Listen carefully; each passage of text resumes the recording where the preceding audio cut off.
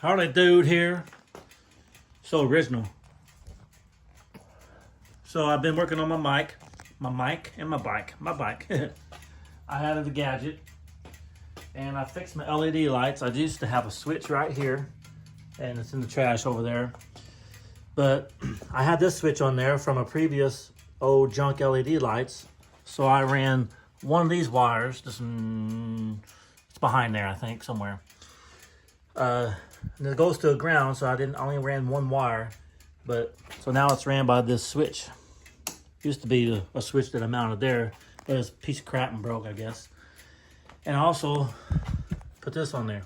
I was like, where am I gonna put that thing? It's a cheapo $15 voltmeter, and also has a charger.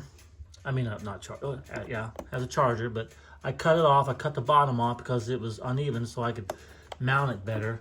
I couldn't mount it about anywhere else. I couldn't mount it. It wasn't strong enough, or what? It was too big for that, and this and that.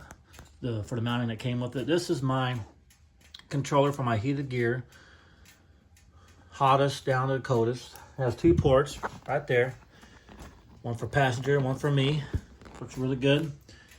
I do try to do decent work with my wiring. There's wiring for the LED light that goes up underneath the fender. This is the wire that goes to that one.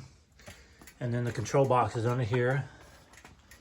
And I had the fairing off. In order to get to this switch, you have to take this. I had to take this ignition out.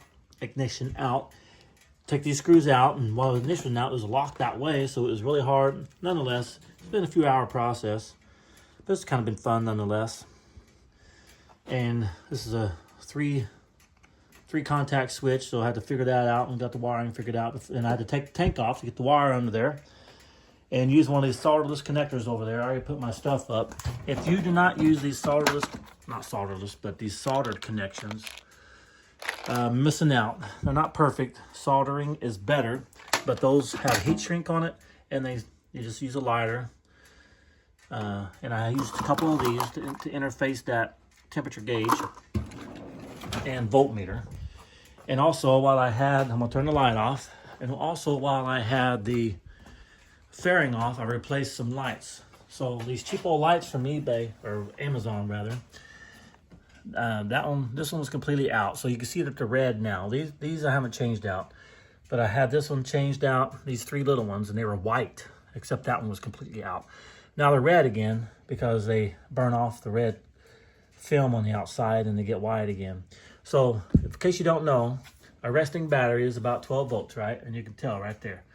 But when you start a motorcycle and it's running, the voltage regulator keeps it at 14 volts. So watch. I'll kick the switch on. We'll start it up and it'll be 14 volts.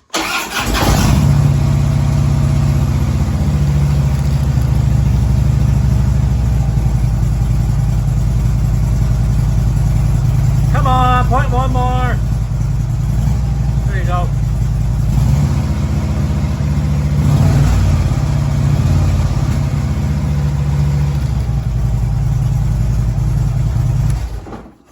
Turn the light back on. So that's my project. That was today, and I had a weird issue with the horns. So I had my previous video, I think I showed where I mounted the horns, and I moved them up front, and you can see they're gone right now. So I realized that I had a steering issue. If I applied the front brakes and was turning, or tried to turn the wheel at all, it was really stiff, and it was only the front brakes. So really weird. And I took the horns off, and now it's fixed. And as you can tell, the wiring had nothing to do with it. It's all loose. The wheel turns just fine. It works just fine with the horns off. And the only thing that the horns did was mount to those boats. So that's why the horns are off, and my horn sounds pathetic. So that's my next project. Probably not tonight, but one thing at a time to maintain this sucker and keep it going. Well, Harley Dude out. Until the next video.